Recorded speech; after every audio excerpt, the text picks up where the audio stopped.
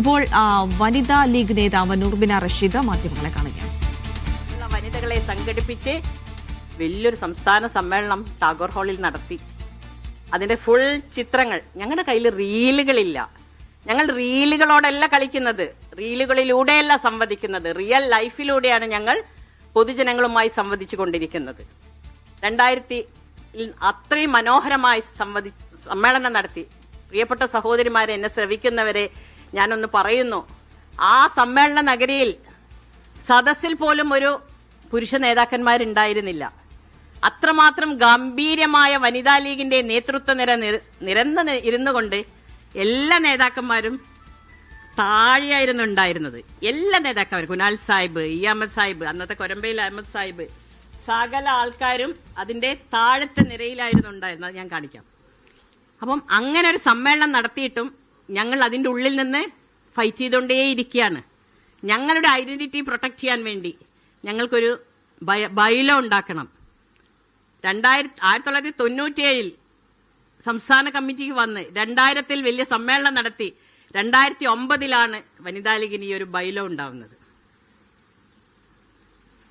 അപ്പോൾ ഞങ്ങൾ ഒഴുക്കിയ വിയർപ്പ്, ഞങ്ങൾ എടുത്ത ക്ഷമ, ഞങ്ങൾ എടുക്കുന്ന പ്രവർത്തനങ്ങൾ 93 സിറ്റി കമ്മിറ്റി ഉണ്ടാക്കി, 97 വരെ സഞ്ചരിച്ച് സംസ്ഥാന കമ്മിറ്റിക്ക് രൂപം നൽകി. അതിനുശേഷം 2009 മുസ്ലിം ലീഗ് പാർട്ടി അംഗീകരിച്ചു തന്ന നമ്മളെ ബൈലോ എന്നൊരു സാധനം ഉണ്ടായത്. അയ്യോ, ആ ബൈലോ പ്രകാരം വളരെ ദുഃഖത്തോടെ പറയട്ടെ, ഇന്ന് വരെ ഞങ്ങൾക്ക് സ്വന്തമായിട്ട് ഒരു മെമ്പർഷിപ്പ് ക്യാമ്പയിൻ നടത്താൻ അനുമതി ലഭിച്ചിട്ടില്ല. 2026 വനിതാ ലീഗിന്റെ ദുഃഖം നിങ്ങളോട് രേഖപ്പെടുത്തുന്നത്. ഇത് പറയാൻ കാരണം ഒന്നുമല്ല, മുസ്ലിം ലീഗിന്റെ മെമ്പർഷിപ്പ് നിങ്ങളൊന്ന് ആലോചിച്ച് നോക്കിയട്ടെ. ഒന്നും കൂടി ഉണ്ട്,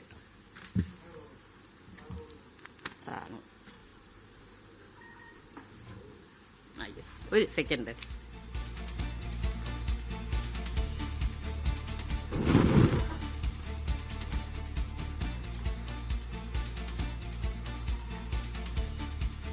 ഇത് മുസ്ലിം ലീഗിന്റെ മെമ്പർഷിപ്പ് നിങ്ങൾ നോക്കിയിട്ട് 2016 എന്നെ കാണുന്നവർ ഒന്ന് മനസ്സിലാക്കണം.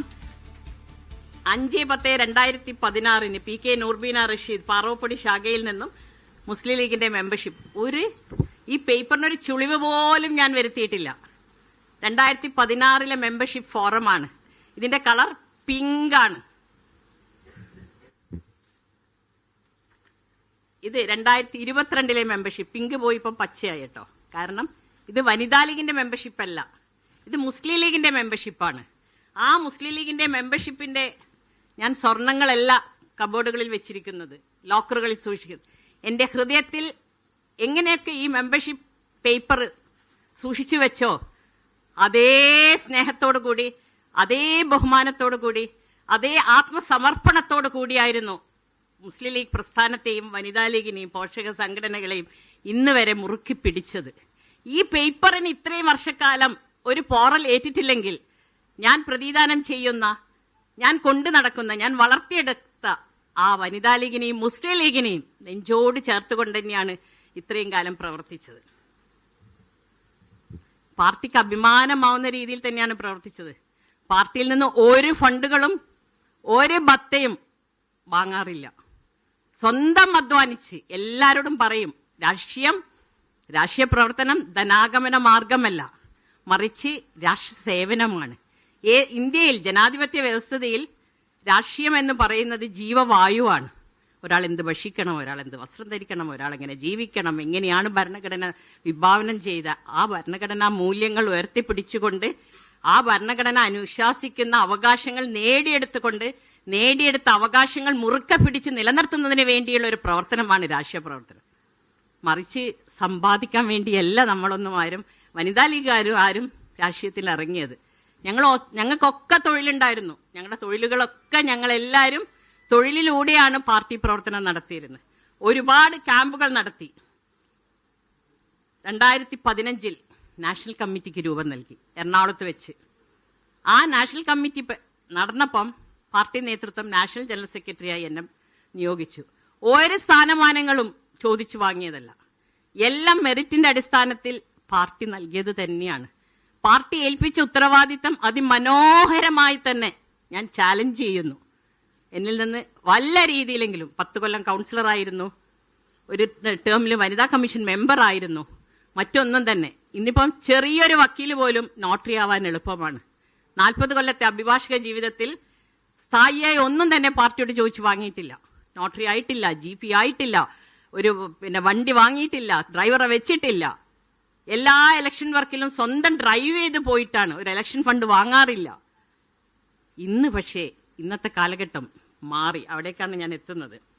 2018 2 സ്ഥാനം വഹിച്ചിരുന്ന ഞാൻ അങ്ങോട്ട് പറഞ്ഞിട്ടാണ് സംസ്ഥാന ജനറൽ സെക്രട്ടറി സ്ഥാനത്ത് ഞാൻ മാറിയത്. പക്ഷേ ഇന്ന് 2026 ഞാൻ നിങ്ങളോട് സംസാരിക്കുന്നത്. ഇപ്പം സമൂഹ മാധ്യമങ്ങളുടെ കാലഘട്ടമാണ്. ഞാൻ സ്ഥാനാർത്ഥി പ്രഖ്യാപനം കഴിഞ്ഞപ്പോൾ എന്റെ വിഷമങ്ങൾ പങ്കുവെച്ചു. അതെന്തുകൊണ്ടാണ് പങ്കുവെച്ചെന്ന് വെച്ചാൽ, ആ സ്ഥാനാർത്ഥി പ്രഖ്യാപനം വരെ പാർട്ടിയുമായി സംവദിക്കുന്നുണ്ടായിരുന്നു, പാർട്ടി നേതൃത്വവുമായി സംവദിക്കുന്നുണ്ടായിരുന്നു, ഞങ്ങളുടെ ആശയങ്ങൾ പറയുന്നുണ്ടായിരുന്നു. ഇന്ന വ്യക്തികൾ വരാൻ പാടില്ലെന്നതായിരുന്നു ഞങ്ങളുടെ ആവശ്യം. അല്ലാണ്ട് ഞങ്ങൾ വരണമെന്ന് മാത്രമല്ല. അതിലേക്ക് കടക്കാം. അപ്പം ആ സംവദിച്ചിട്ടും ഞങ്ങൾ ഒരു വാക്ക് കേട്ടില്ല, ഞങ്ങളോടൊരു വാക്ക് ചോദിച്ചില്ല, ഞങ്ങളോടൊന്ന് ഒരു രീതിയിലുള്ള ഒരു ബോധ്യപ്പെടുത്തൽ ഞങ്ങളോട് നടത്തിയിട്ടില്ല. ഇത് ഞാൻ പറയുന്നത് എന്താണെന്നറിയോ, വനിതാ ലീഗിനെ നിങ്ങളൊക്കെ വിചാരിക്കും പരവതാനിയിലൂടെ ഞങ്ങൾ സഞ്ചരിച്ചു കൊണ്ടിരിക്കുന്നത് എന്നുള്ളത്. ദേശീയ മുസ്ലിം ലീഗ് കമ്മിറ്റി റീകോൺസ്റ്റിറ്റ്യൂട്ട് ചെയ്തു. 2 വനിതകളെ ദേശീയ കമ്മിറ്റിയിലേക്ക് തെരഞ്ഞെടുത്തു. 35 കൊല്ലം കേരള മണ്ണിൽ പണിയെടുത്ത, പാർട്ടിയെ വളർത്തിയ, പാർട്ടിക്ക് ശക്തി പകർന്ന, പാർട്ടിക്ക് മെമ്പർഷിപ്പ് അടിസ്ഥാനത്തിൽ പകുതിയിലധികമുള്ള വനിതാ ലീഗുകളെ മാറ്റി നിർത്തിക്കൊണ്ടായിരുന്നു അവര് വനിതാ ലീഗിൽ വന്നു. ശരിയാണ്, ഒരു മുസ്ലിം വനിതയെ പാർട്ടി ദേശീയ തലത്തിലെടുത്തു. അന്നും പാർട്ടിക്കകത്ത് പ്രതികരിച്ചു. പാർട്ടി നിശബ്ദത പാലിക്കാൻ പറഞ്ഞു. കാരണം നിങ്ങൾ എടുത്തോളൂ, നിങ്ങളുടെ സെക്യുലറിസം കാണിക്കണമെങ്കിൽ, നിങ്ങളുടെ മതേതരത്വ മുഖം കാണിക്കണമെങ്കിൽ സ്യൂഡോ സെക്യുലറിസം പാടില്ല. ഇന്ന് ആർട്ടിഫിഷ്യൽ ഇന്റലിജൻസിന്റെ കാലഘട്ടമാണ്. ആർട്ടിഫിഷ്യൽ മതേതരത്വം ഒന്നിനും ഭൂഷണമല്ല. മതേതരത്വം ഹൃദയത്തിൽ നിന്ന് വരണം. ഹിന്ദുവും മുസൽമാനും ക്രിസ്ത്യാനിയും ഒരുപോലെ ഹൃദയത്തിന്റെ ഉള്ളിൽ ഉൾക്കൊള്ളാനുള്ള ഹൃദയ വിശാലതയാണ് നമുക്ക് ആവശ്യം. അതാണ് ഇന്ന് നമ്മൾ നേരിടുന്ന ഏറ്റവും വലിയ ചാലഞ്ച് എന്ന് പറയുന്നത്. എല്ലായിടത്തും ആർട്ടിഫിഷ്യലാണ്. യഥാർത്ഥത്തിൽ വെർച്വൽ ലോകത്താണ് നമ്മൾ സഞ്ചരിക്കുന്നത്. അതിലും ഒരു വനിതയെങ്കിലും വനിതാ ലീഗിന്റെ ദേശീയ കമ്മിറ്റിയിലേക്ക് എടുത്തിരുന്നെങ്കിൽ നിങ്ങളൊന്ന് ആലോചിച്ച് നോക്കൂ. എത്ര വനിതാ ലീഗിന്റെ പ്രവർത്തകർ ഹൃദയം പൊട്ടി പാർട്ടിയുടെ ആ തീരുമാനത്തിൽ. ഒരു വനിതയെ നിങ്ങൾ ജംബോ കമ്മിറ്റി ഉണ്ടാക്കി. ദേശീയ തലത്തിൽ മുസ്ലിം ലീഗിന് ജംബോ കമ്മിറ്റി ഉണ്ടാക്കി. പ്രായാധിക്യമുള്ളവരുണ്ടായിരുന്നു. ഞങ്ങൾ പറഞ്ഞു, ഒന്നുകിൽ ഖമറുന്നിസ അൻവർന അല്ലെങ്കിൽ മറിയുമന, പേരിനെ നിങ്ങൾ ഇടൂ. ഇല്ല. അപ്പൊ ഞങ്ങൾ എന്തിനാണ് ഞങ്ങൾ അരികുവൽക്കരിക്കപ്പെടുന്നത്? ഞങ്ങൾ എന്താണ് ഡിസ്ക്വാളിഫിക്കേഷൻ? വനിതാ ലീഗിന് എന്താണ് ഡിസ്ക്വാളിഫിക്കേഷൻ? അത് ഞങ്ങളെ ബോധ്യപ്പെടുത്തിയേ മതിയാവൂ. പാർട്ടിയിൽ ഇന്നും നിങ്ങളൊക്കെ നോക്കിയാൽ മതി, ഇലക്ഷൻ തെരഞ്ഞെടുപ്പിൽ മുഴുവനും വനിതാ ലീഗുകളാ. അവരെത്രമാത്രം ആത്മാർത്ഥമായിട്ടാണ് പ്രവർത്തിക്കുന്നത്. അവരെത്രമാത്രം ബൂത്തിൽ വരെ ഇരിക്കാൻ പ്രാപ്തരായ വനിതകൾ ഞങ്ങൾക്കുണ്ട് എന്ന് നമുക്ക് അഭിമാനിക്കാം. പക്ഷെ ഇന്ന് നമുക്ക് കാണുന്നത്, സോഷ്യൽ മീഡിയയിൽ എന്റെ പ്രതികരണം വന്നപ്പോൾ സമൂഹ മാധ്യമങ്ങളിലെ കൂലി എഴുത്തുകാരും തന്നെ ഞാൻ പറയും, പണ്ടൊക്കെ കൊട്ടേഷൻ സംഘങ്ങളെ വളർത്തുന്ന ഒരു രീതി ഉണ്ടായിരുന്നു.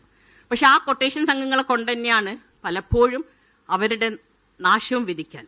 ഈ സമൂഹ മാധ്യമങ്ങൾ ഇന്ന് സമൂഹത്തിലെ എല്ലാ രാഷ്ട്രീയ പാർട്ടിയിലെയും ഞാൻ മനസ്സിലാക്കിയെടുത്തോളം 50 വയസ്സിന് മേലെയുള്ളവർ ഇതൊന്നും നിരീക്ഷിക്കുന്നില്ല. 50 വയസ്സിന് മേലെയുള്ളവർ ഇത് മനസ്സിലാക്കുന്നില്ല, എന്താണ് ഈ സമൂഹ മാധ്യമങ്ങളിലൂടെ നടത്തുന്നത് എന്ന്, ഇതിന്റെ ഹാൻഡിൽ എവിടെയാണെന്ന്, ഇത് എഴുതപ്പെടുന്നത് ആരാണെന്ന്, ഇത് ഏത് ഗ്രൂപ്പിൻ്റെതാണെന്ന്. സത്യം പറയുക, പലതും നമ്മുടെ പാർട്ടി മീറ്റിങ്ങുകളിൽ ഞാൻ പങ്കുവെക്കുമ്പോൾ പലർക്കും അറിയുന്നില്ല. ഒരാളുടെ പ്രവർത്തനം വിലയിരുത്തണമെങ്കിൽ ഇത് നിരീക്ഷിക്കണ്ടേ? സമൂഹ മാധ്യമങ്ങളിൽ എന്നോട് ചോദിച്ചു, നമ്മുടെ നെജ്മ തസ്ബീരയുടെ ഹസ്ബൻഡാണ് എഴുതിയത്, നിങ്ങളുടെ ഇത് നിഷാദ് വള്ളുവന്ന അദ്ദേഹത്തിന്റെ ഫേസ്ബുക്ക് പോസ്റ്റാണ്. നിങ്ങളുടെ കഴിവുകേട് ഒന്നുകൊണ്ട് മാത്രമാണ് ഇത്രയും കാലം സ്ത്രീകൾക്ക് അർഹമായ പരിഗണന ലഭിക്കാതെ പോയത്. എന്റെ മാന്യ സഹോദര, നിങ്ങളുടെ ഭാര്യ ജനിക്കുന്നതിനേക്കാളും മുമ്പ് ഞങ്ങൾ ഈ പ്രവർത്തനം തുടങ്ങിയതാണ്. ആവശ്യമുള്ളത് അനുസരിക്കാനും അവകാശപ്പെട്ട അവകാശങ്ങൾ താൻ പ്രതിദാനം ചെയ്യുന്ന സമൂഹത്തിന് നൽകേണ്ടവരെ ബോധ്യപ്പെടുത്തി അത് വാങ്ങിക്കൊടുക്കുവാനുമുള്ള നേതൃപാടവം നിങ്ങൾക്കില്ലാതെയായി പോയി. ശരിയാണ്, ഞങ്ങൾക്കില്ല. ഞങ്ങൾക്ക് പണാധിപത്യമില്ല. ഞങ്ങൾക്ക് ബ്ലാക്ക് മെയിലിംഗ് ടാക്ടിക്സ് അറിയില്ല. ഞങ്ങൾക്ക് കുറ്റാരോപണം ഉന്നയിക്കാൻ അറിയില്ല. ഞങ്ങൾ ഇവിടെ വളരെ വിനയത്തോടുകൂടി സ്നേഹത്തോടുകൂടി ഞങ്ങളുടെ നേതൃത്വത്തോട് ഞാൻ പറയാൻ ആഗ്രഹിക്കുന്നു, ഇത്രയും കാലത്തെ പ്രവർത്തനത്തിൽ ഞങ്ങൾക്ക് വളരെ നല്ല പെരുമാറ്റമാണ് ഞങ്ങളുടെ നേതൃത്വത്തിൽ നിന്നുണ്ടായത്. ഞങ്ങൾക്ക് ഒരു വിധത്തിലുള്ള ബുദ്ധിമുട്ടുകളും ഉണ്ടായിട്ടില്ല. ഒരു വിധത്തിലുള്ള ലൈംഗിക ആരോപണങ്ങളും ഉന്നയിക്കാനുള്ള ഒരു അവസരം പോലും ഞങ്ങൾക്കുണ്ടായിട്ടില്ല. അങ്ങനെയുള്ളൊരു പാർട്ടിയിലാണ് 3 പെൺകുട്ടികൾ ഒരു സുപ്രഭാതത്തിൽ വന്നൊരു ലൈംഗിക ആരോപണം നടത്തുന്നു. ഈ ഫേസ്ബുക്ക് ഇട്ട ആളുടെ ഭാര്യ അടക്കം.